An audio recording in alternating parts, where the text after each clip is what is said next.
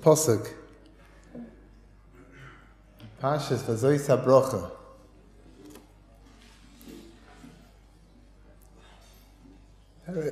Perek Lamed Gimel, Pasuk Dalet. It's a very famous pasuk. It requires a lot of explanation. It says a pasuk, Torah tziva lanu Moshe, Moirasha kilas Yaakov. The Torah that Moshe commanded us is a heritage of the congregation of Yaakov. In Lashon HaKodesh, in biblical Hebrew, the language that used is very, very carefully chosen. It's very important to understand. Torah tziva lanu Moshe, Morasha kilos Yaakov. Ask Rav Gifter. There are different words in Lashon HaKodesh that can be used to talk about an inheritance. A more common word that's used is a nachla. The portions of land that were given out to the tribes of Israel, each one was given their own nachla. Ask Rav Gifter, what's the difference between a nachla and a morasha? Why does it say over here, morasha kilos Yaakov? Why doesn't it say nachla kilos Yaakov?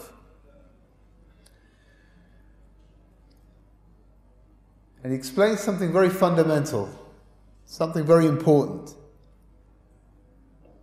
A nachla is an inheritance.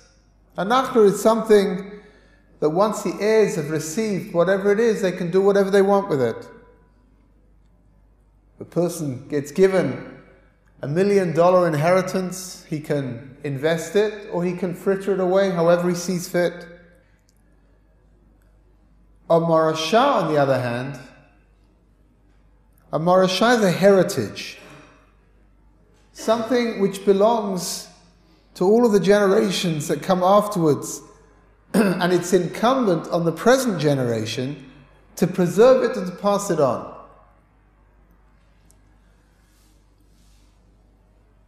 What does that mean? Torah tziva lanu Moshe morasha kilas Yaakov, that we are currently the holders that have been given to us in trust of the Torah. And our task is to pass it on and to bring it on to the next generation, as was a task of the generation that came before us and the generations that will come after us as well. Gemara in Sanhedrin, and Daf Tzadi Aleph, Amud Beis, makes a startling statement. It says that Rav Yehuda said in the name of Rav, anyone who withholds Torah teaching from a student is considered as if he's robbed him of his inheritance of his forefathers. Says the Gemara. How do we know? Because the pasuk says, Torah tziva lanu Moshe, Morasha kilas Yaakov. It's an inheritance that's been given over, a heritage that's been given over to the Jewish people from Sheishis Yemei Bereshis, from the 6 days of the creation.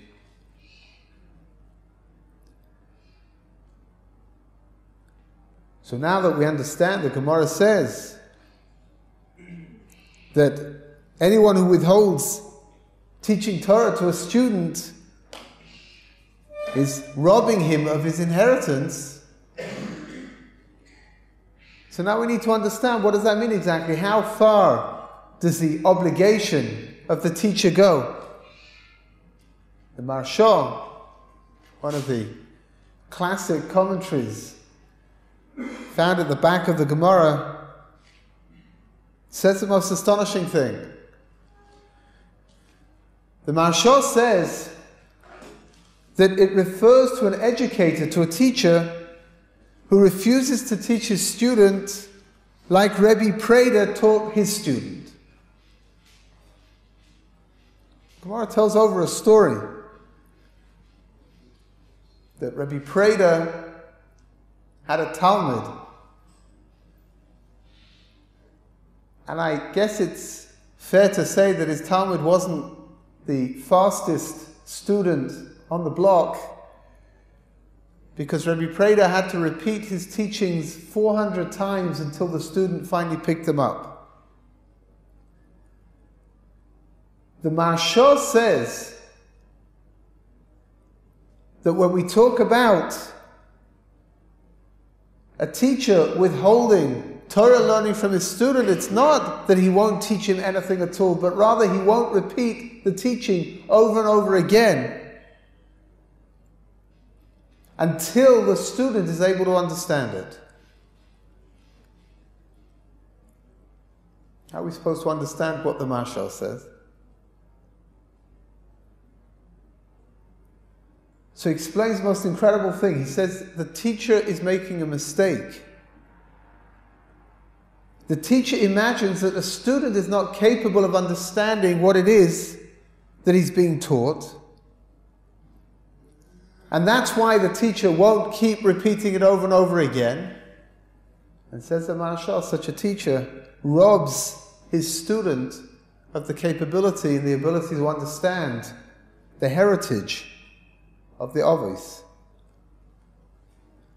Torah is something which belongs to every single student, to every single person, from Sheishis Yemei HaBereshis. Which means to say that the very nature of the Jewish people from our creation is that we're capable of learning Torah if we try. I read,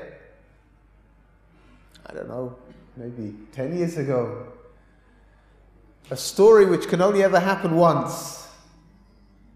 There was an inner city school in New York that had a particular class that was impossible. Changeover of teachers was pretty regular. And the principal of the school couldn't find anybody to take the class over. So he gave it into the hands of somebody who just finished college. She just qualified. And he told her, here, this is your class, you teach them. And to the surprise of everybody, she started teaching the class and she started succeeding with them. She didn't have discipline problems. The boys and the girls in the class listened to what she had to say. And at the end of the year, they did pretty well in their exams. So when the year came to a close, the principal called the teacher into his office and he said to her, tell me, you've got to tell me your secret.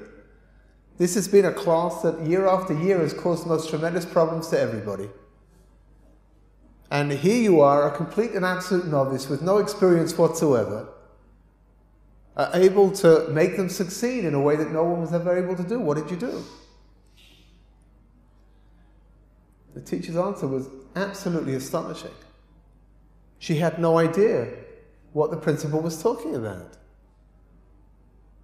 She said to him, what do you mean? She said, they were a very bright group, and I taught them according to how bright they were. And the principal said to her, I don't understand, how did you know they were a bright group? He said, no one had ever found them to be bright before. So the teacher told the principal, when you gave me a list of their names at the beginning when I took over, so you gave me, next to each of their names, you gave me their IQ level as well, and each one had a very high IQ in the high 90s, in the hundreds, and I just pitched my classes according to their IQ. And the principal had no idea what she was talking about because he'd never done such a thing. So she pulled out the original piece of paper that he'd given her with all the names, with those little numbers next to them. And the principal's trying to puzzle his way through to work out what on earth those numbers mean, and suddenly he realized that those were their locker numbers. She didn't know. She taught the class according to what she imagined was their ability to understand, and lo and behold, they understood just fine. Torah tziva lanu morasha kilas Yaakov. It's not for anybody to decide whether somebody else understands or doesn't understand Torah. They've got to teach it. And if needs be, like Rabbi prayed, they have to repeat the class over and over and over again until the student is able to understand.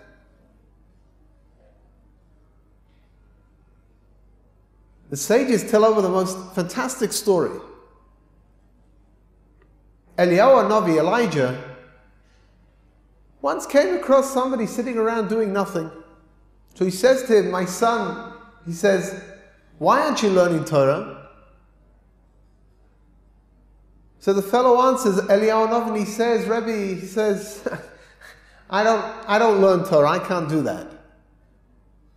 So Eliyahu says to him, but aren't you scared of what's going to be at the end of days when you get upstairs at the age of 120? Aren't you scared of what HaKadosh Baruch Hu is going to say to you? And the fellow says, no. He says, I have the perfect answer. So Eliyahu Hanavi is intrigued. He says to him, really? He says, here, tell me what you're going to tell him. He says, it's really rather simple. He says, I'm going to tell HaKadosh Baruch Hu, here, I never had the ability to be able to understand Torah. You created me. You gave me my brain. I don't understand Torah, so what do you want from me? So Eliyahu Hanavi thinks, he says, that's a great piece of logic. He says, tell me, he says, what do you do? So the fellow says, I'm a fisherman.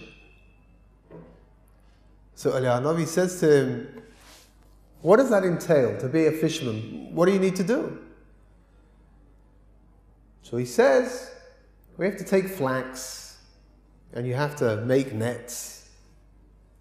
And the nets, of course, have holes in them, but the holes can't be too big and they can't be too small, because if they're too big, the fish that you want will escape, and if they're too small, the fish that you don't want will get caught as well.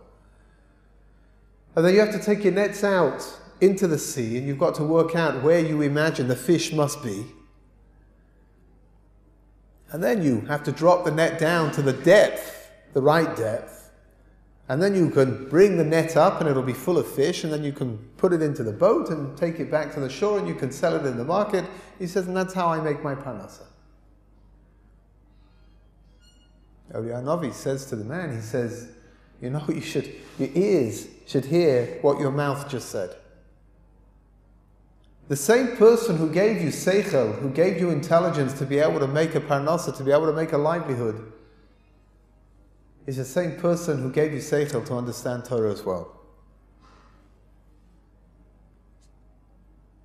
There's no such thing as a person who has no portion in the Torah. There's no such thing. There's no such person as somebody who doesn't have a connection, his own personal connection to the Torah.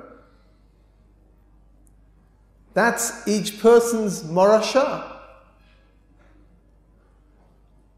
Just as a material heritage is passed down from generation to generation and never ceases, so too is the portion of the Torah passed down from generation to generation. And when we study Torah, each person's objective is to discover his own particular piece of that Torah.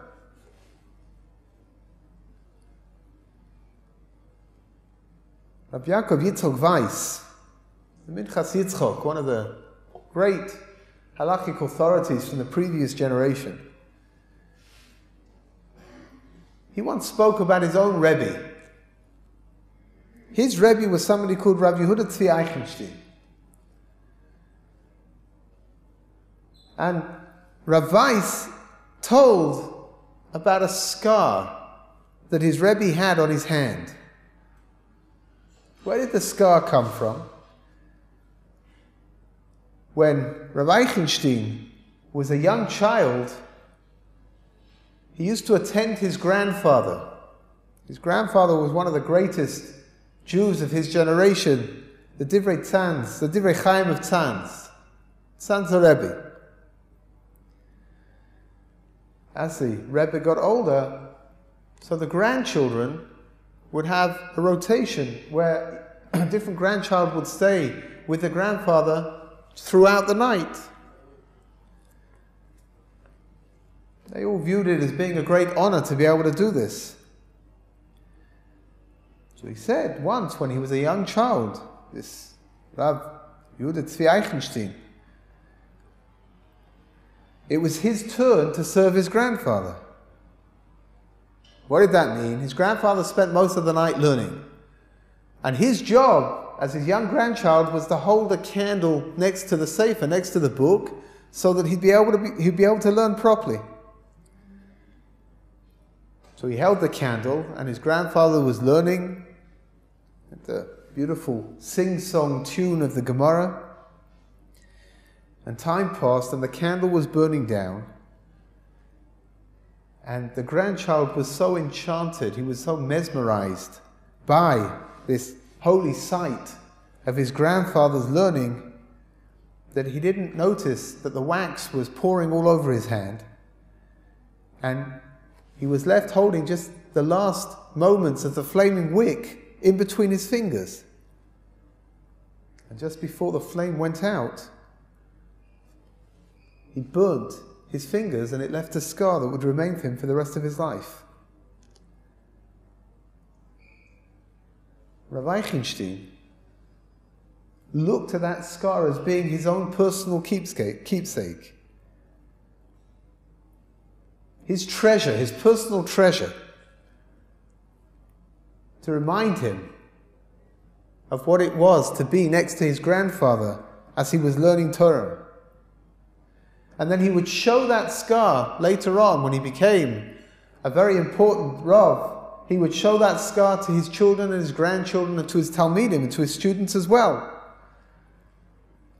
as a living memorial of how the all-consuming love of Torah was passed down from one generation to the next. Morasha Ki'ilat Yaakov. It's a morasha, something which we are incumbent to have and to pass on intact to the next generation.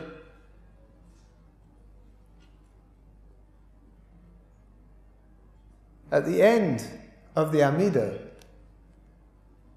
after we've taken our 3 steps back, there's a short, very beautiful tefillah that we recite, Yiratzon. And we say over there, V'sein chelkeinu b'soirasecha, we ask HaKadosh Baruch Hu to give us our chelek in His Torah.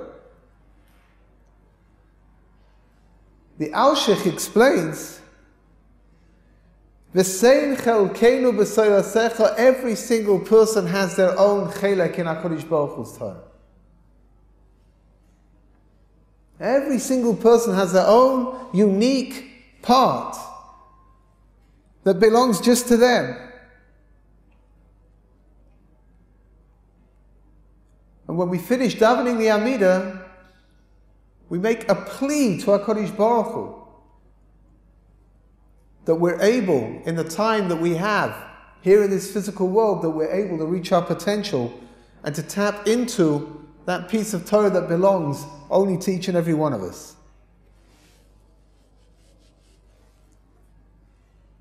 Gemara Megillah, Daf Vav Amud Aleph, where Chazal say, Yagata v'matzata, somebody who says that he toiled and he understood the Torah that he was toiling in, him you can believe when he says such a thing. What did he discover? This person who says Yagati v'matzati, what is this matzati? What is this idea that he discovered something? It's exactly Pshat. That piece of Torah that belongs just to them. That piece of Torah that was meant just for them.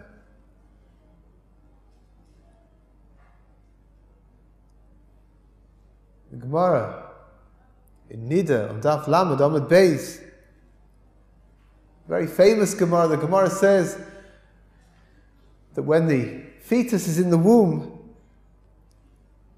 that a malach, an angel, comes and teaches the entire Torah to that fetus.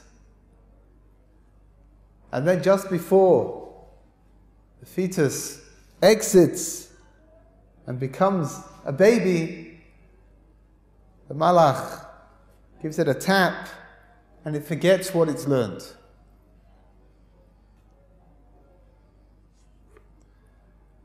It's a very beautiful gra. Vilna Gaon says like this. Each person is given their unique portion inside of the Torah before they're born. And even though he loses it at birth, he's drawn throughout his entire life to try to search and to recover it.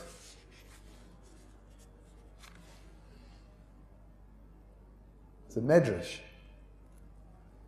Medrash says that Rabbi Yanai was once walking along the road when he saw a man with flowing garments.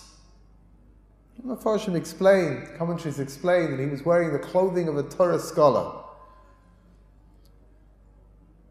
So Rabbi Yanai, who was one of the greatest rabbis in his generation, approached the man and he says to him, Rebbe, would you like to be my guest? The man answered yes. Rabbi Yanai welcomed him into his home, gave him food, gave him drink, and then he started to talk with him in Torah learning. He started speaking to him about Tanakh, Torah, the prophets, the writings. But the fellow was ignorant and he didn't know how to answer any of the things that Rabbi Yanai asked him. So he decided to test him on Mishnah instead. He started to talk to him about Mishnah. The fellow didn't know any Mishnah either. So then he decided to test him in Agadata, more esoteric dimensions, fables. He found the fellow was completely ignorant. Tested him in Talmud. Didn't know anything. They were still sitting at the table. They just had their meals. So Rabbi Yanai said to the fellow, Zokein, elder, will you please lead Birch Samazon? Will you please lead us in benching? So the fellow answered, let Yanai lead Birch Samazon in his own home. He obviously thought that he'd come up with a rather novel way of being able to wriggle out of not having the bench because he didn't know how to lead the benching. So he said, no, Yanai, it's your home, you should lead the benching. So Rabbi Yanai said to the fellow, will you repeat after me? Yes, said the man. And then Rabbi Yanai said something very strange. He says, repeat after me, a dog ate Yanai's bread.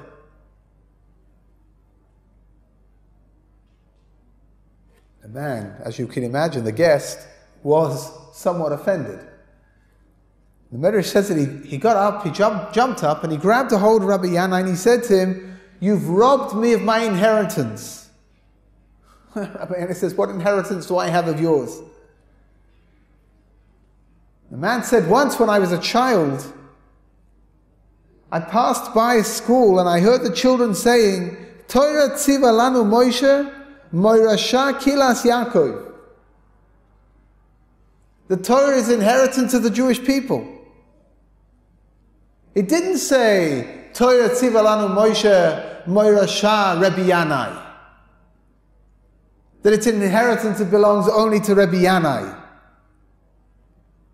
But rather it says, Kilas Yaakov, it belongs to everybody. Rabbi Yanai realized that this fellow had a pretty strong claim. So he says to him, tell me, he said, what merit did you have to eat at my table? Rabbi Yanai was not somebody that HaKadosh Baruch Hu would send guests to that were not worthy to sit at his table. And I wanted to know, what merits do you have? So the fellow answered, I never heard an insult and responded in return. And I never saw two people fighting and failed to make peace between them.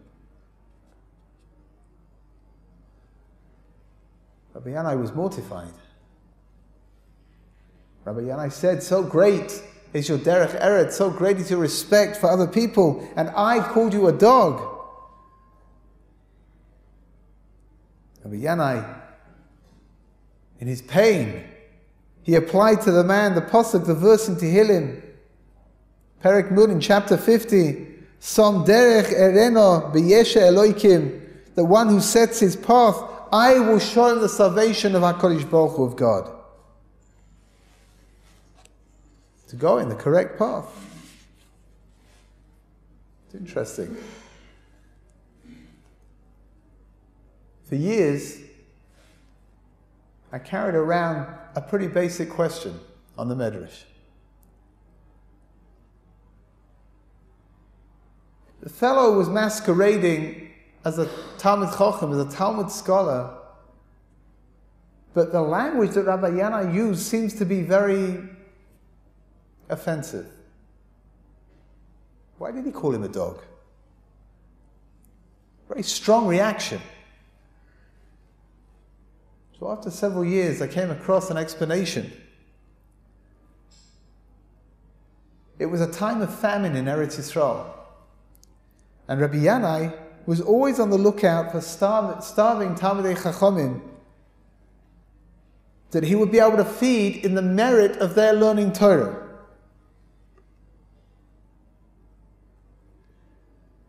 When it transpired that this person seemed to have no merit, he seemed to have no Torah learning under his belt whatsoever, so when Rabbi Yanai called him a dog, he didn't mean it to be as offensive as it sounded, but rather the same way that HaKadosh Baruch Hu looks after the dogs, they have no merits of their own and HaKadosh Baruch Hu looks after them, so too, this fellow has no merits and HaKadosh Baruch Hu should look after him. It's as if Yanai is saying, let HaKadosh Baruch Hu take care of you, I don't have to do it. Chip shot. In the Medrash it's clear. Even the simplest Jew has a portion in the Torah. And if an educator withholds from any student his portion within the Torah, then he's considered to be somebody who's robbed that person. It's an interesting chazal. The sages teach that a person's only able to study in the areas of Torah that interest him. And if he's interested in a particular area of Torah, that means that that's where his chelek is going to be found. That's where his personal portion is going to be found. And that's where his success is going to come from. Through there, it will lead on to other dimensions of Torah. It will lead into other paths within the Torah that will allow him to accrue more and more knowledge. That knowledge was destined from Sheshis and Bereshis, from the 6 days of the creation. It was destined that the person understand.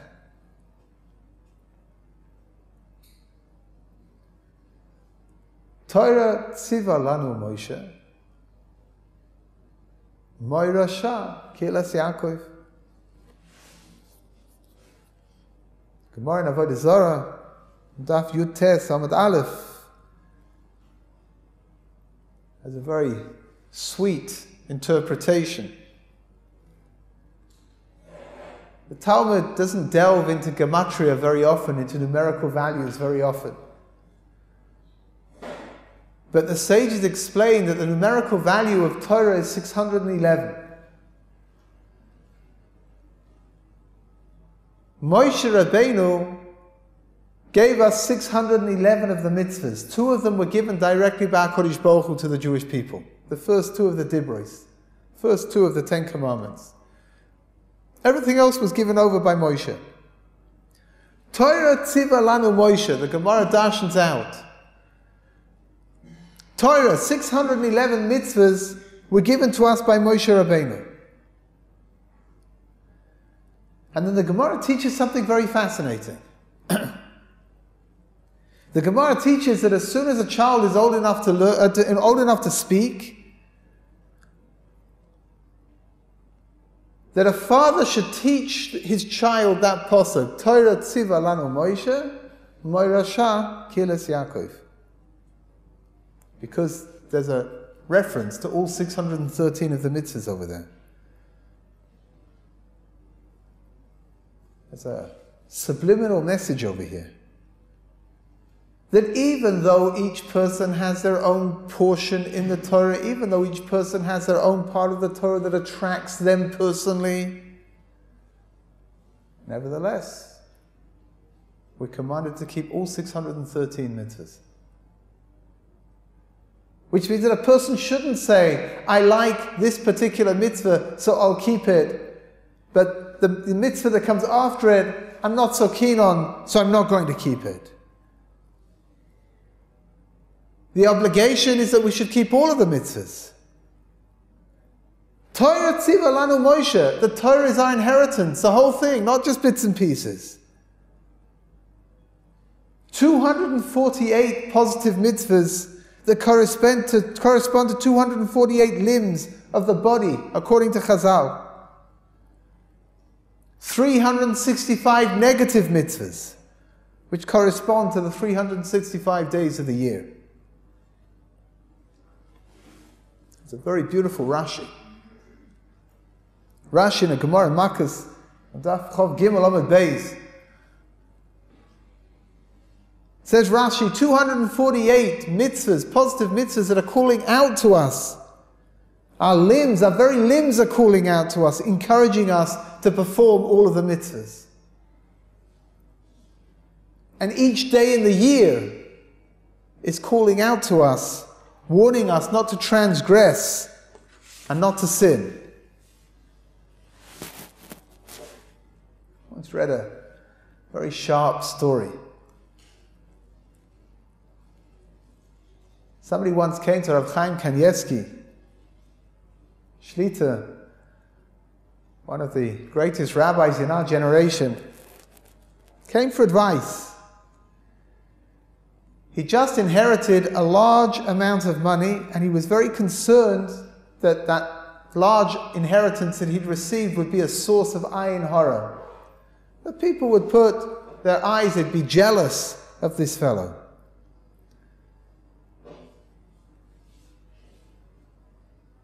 So Chaim, one of the things that he's very famous for is incredible penetrating insights. So he looked at the fellow and he says to him, this wealthy fellow, he says to him, tell me, now that you've got more money than you had, do you learn more Torah than you learned before? The fellow answered in the negative. He said, no. So then Rav Chaim asked him, tell me, now that you've got more money, have you hired tutors to learn with your children so they'll grow into bigger Talmidei Chachamim than they would have been otherwise? And again, the fellow said no. So Rav Chaim told him, you have absolutely nothing to be jealous, you have absolutely nothing to be concerned about.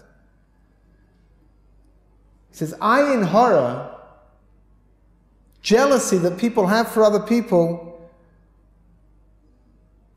it stems from spiritual dimensions. Since your newfound wealth hasn't translated itself into any kind of Torah accomplishment whatsoever, you've got nothing to be concerned about. No one will be jealous of you.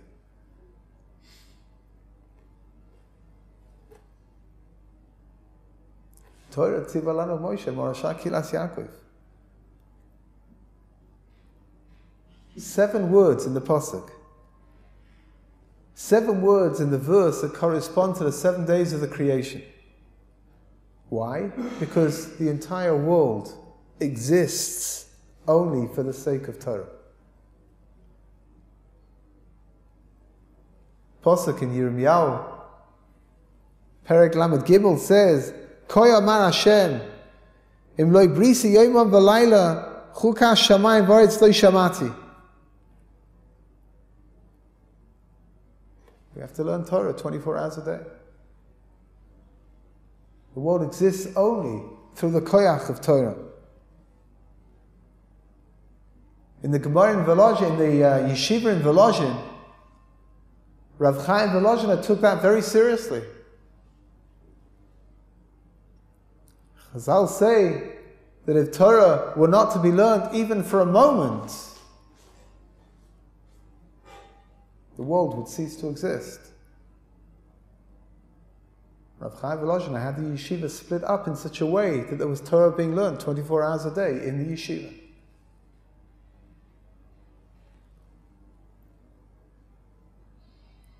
The Pasuk has 26 letters corresponding to the gematria, to the numerical value of the Shem Hashem, of the name of God. The name that HaKadosh Baruch Hu is used in connection with the creation of the world. All of that can be found just in one verse. Torah tziva lanu Moshe, Moirasha kielas Yaakov.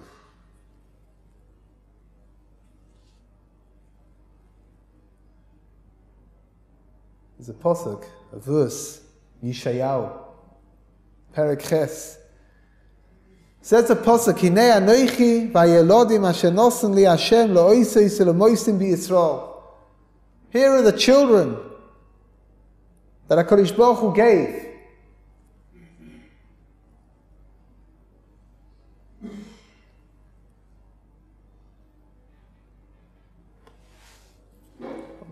Incredibly moving story. There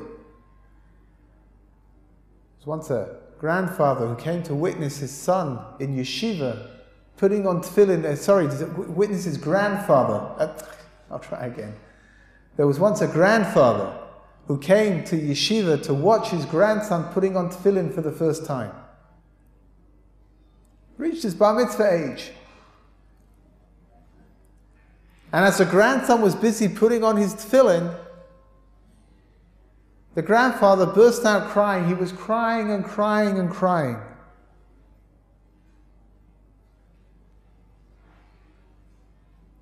After davening, they had a little festive breakfast for the friends, classmates of the yeshiva of the grandson.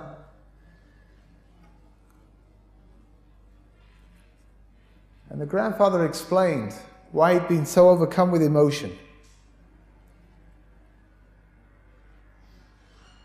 He said that during the war, he found himself in the Vilna ghetto.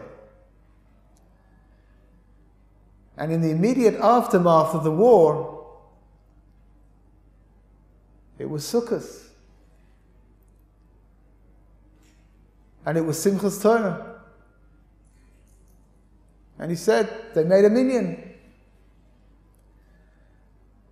And they got to the Hakafas, they got to the point where the Sifrei Torah are taken out of the Aron Kodesh and they're supposed to dance around. And they realized that in their minyan, there were no children. And in the shul, there were no Sifrei Torah. They'd been through all of the pain and the anguish of the Holocaust, and they found themselves at a loss, not quite knowing what they were supposed to do, overcome with the enormity of everything that they'd lost. Families, spouses, families disappeared, gone. And they wanted to start the hakafas, they wanted to start dancing, but they didn't know what they were dancing with because there was no Sifrei Torah and there were no children. To them it looked like there was no future. And suddenly, from out of nowhere, a young couple walked past the shul with two small children, a boy and a girl. They'd been hidden in an attic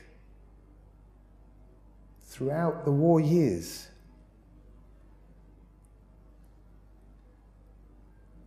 And the people in the shul realized that these children were their future. In effect, these children were their Sifrei Torah. And they picked them up And they danced with them, holding them close to their hearts.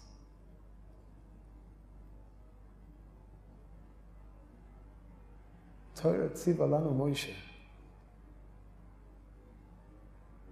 V'yirasha kilas Yaakov. It's not ours to do whatever we want to do with it. It's been given to us in trust. It's been given to us in order to give over to the next generations, in order for us to be able to reach our potential.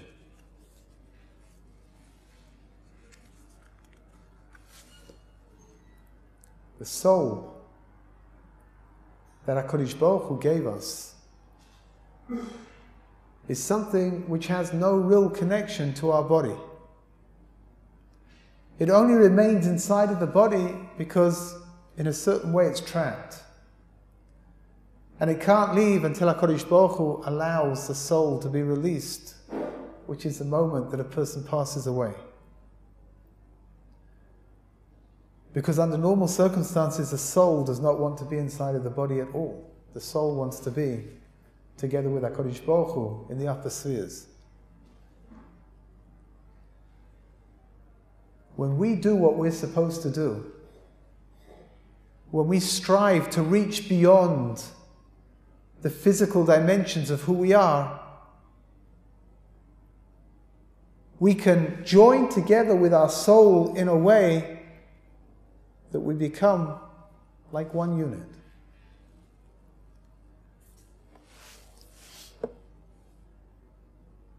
The last medrash, the medrash Rabbah, in Vazois HaBrocha, that describes the death of Moshe Rabbeinu. Says the medrash like this: Ba'oisoi Shah, at that moment, Kora HaKadosh Baruch Hu l'neshama mitoich gufoi. HaKadosh Baruch Hu called out to the neshama, to the soul that was inside the body of Moshe Rabbeinu. Listen to these words. Omalo, he said to her, Biti, my daughter, Nea ve'esrim shana katzavtich hayoseich begufo shel Moshe.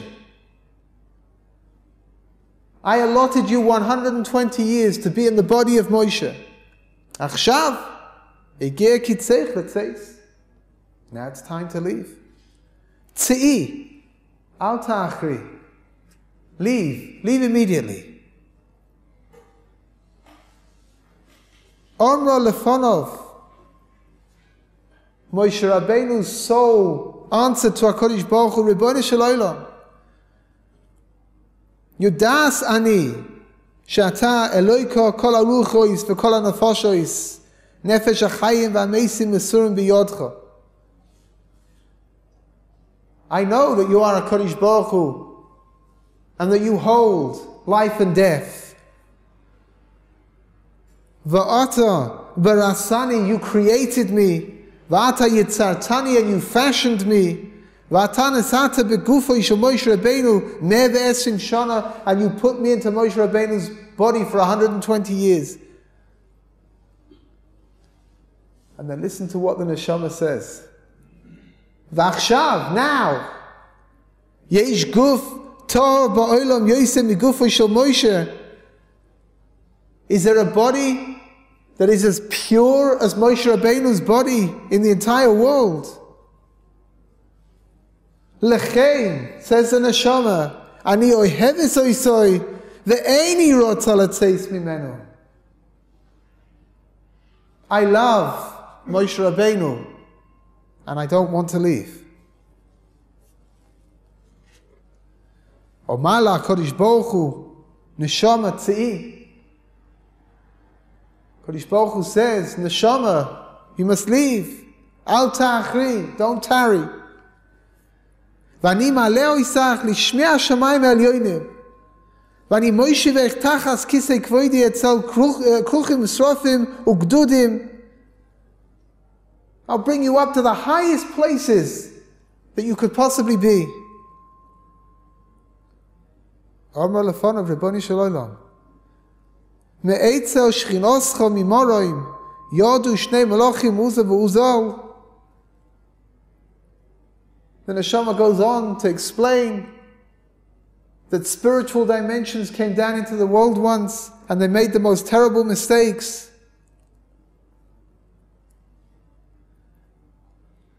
B'vakasha mimcha tinicheni begufu shel Moshe. The neshama is pleading with HaKadosh Baruch Hu, please leave me in the body of Moshe Rabbeinu. Ba'isa Shah. At that moment, Neshaka HaKadosh Baruch Hu v'natan nishmose b'neshikas peh. HaKadosh Baruch Hu drew out himself, the neshama of Moshe Rabbeinu.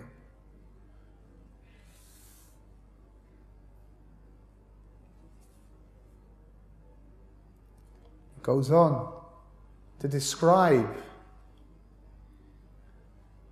the tears that the death of Moshe Rabbeinu caused.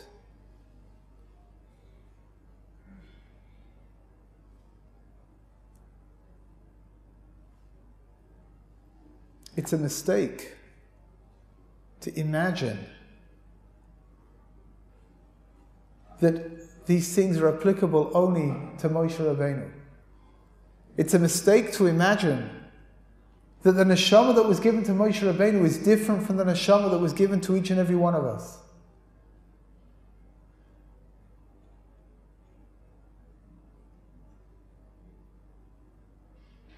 The only difference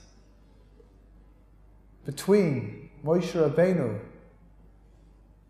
and ourselves is that Moshe Rabbeinu worked every moment of every day to remain in a state of purity, to remain in a state of connection with HaKadosh Baruch Hu.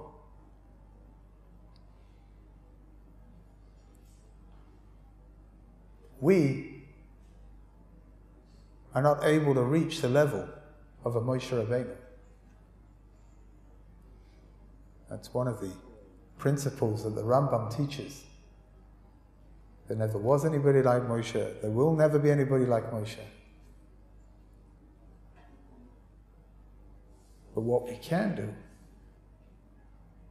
if we can make a connection with our neshama, we can make a connection with our soul in such a way